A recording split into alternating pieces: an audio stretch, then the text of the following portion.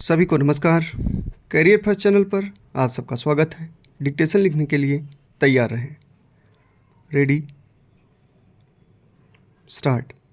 महोदय, मैं आपके यहाँ बहुत उत्सुकता के साथ इसलिए आया हूँ कि मैं अपनी आँखों से यह देख सकूं कि यहाँ क्या क्या हो रहा है और क्या करने का विचार है।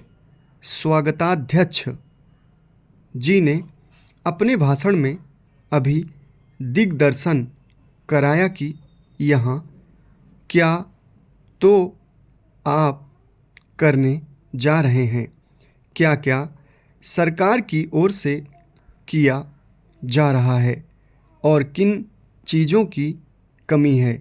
मैं इन सब चीज़ों के संबंध में केवल इतना ही कह सकता हूँ कि जहाँ तक मुझे मालूम है, आपकी राज्य सरकार और केंद्रीय सरकार दोनों इस बात के लिए तत्पर हैं कि आदिवासियों की उन्नति के लिए यथेष्ट और प्रत्येक संभव प्रयत्न किए जाएं।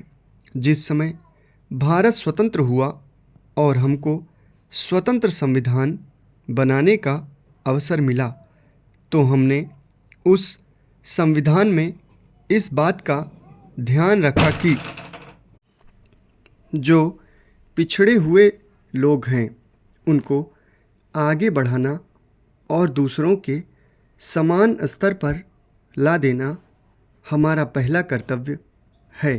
इसीलिए संविधान में कुछ ऐसी विशेष धाराएं रखी गईं जिनके अनुसार पिछड़े हुए लोगों को आगे बढ़ाने का भार हमारे ऊपर आया। पिछड़े हुए लोगों में 3 प्रकार के लोग हैं। कुछ तो वे लोग हैं जो अछूत माने जाते हैं।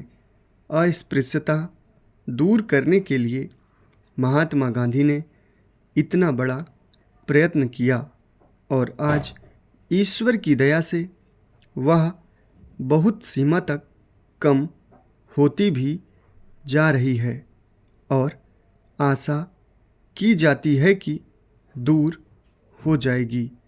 दूसरे लोग जो पिछड़े हुए समझे जाते हैं, आदिम जाति के लोग हैं। ये सारे भारतवर्ष में अलग अलग स्थानों में फैले हुए हैं, विशेषकर पहाड़ी और जंगली क्षेत्रों में। इनकी संख्या देश में प्रायः 2 करोड़ है। 35 करोड़ में यदि 2 करोड़ व्यक्ति इस प्रकार पीछे रह जाएं, तो वह हमें शोभा नहीं देता। उनकी उन्नति करना हमारा परमावश्यक काम है। उनके अतिरिक्त कुछ वे लोग हैं जो इन दोनों से अलग, परंतु वे भी किसी कारणवश अन्य की तुलना में पीछे हैं। इन सब के लिए हमारे संविधान में अलग अलग व्यवस्था की गई है। जहाँ तक आदिवासियों का प्रश्न है, उनके लिए विधान मंडलों और संसद में स्थान सुरक्षित रखे गए हैं। इन स्थानों के लिए वे अपने प्रतिनिधि चुनते हैं जो वहां जाकर उनके सुख दुख को रख सकते हैं और वहां से उनकी भलाई के लिए कुछ करवा सकते हैं। आज दिल्ली में जो संसद है और सभी राज्यों में जो विधानमंडल हैं, उन सब के सदस्यों में आदिवासियों के प्रतिनिधि भी हैं और उनको वही अधिकार प्राप्त हैं जो और किसी दूसरे प्रतिनिधि को। इसके अतिरिक्त आदिवासियों के संबंध में विशेषकर असम में, जहां उनकी संख्या बहुत अधिक है और जो अन्य स्थानों के आदिवासियों से कुछ भिन्न भी हैं। उनको कुछ विशेष सुविधाएं दी गई हैं।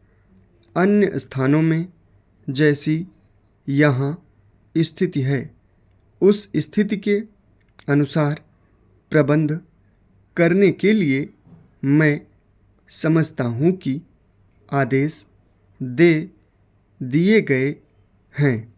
समाप्त। धन्यवाद।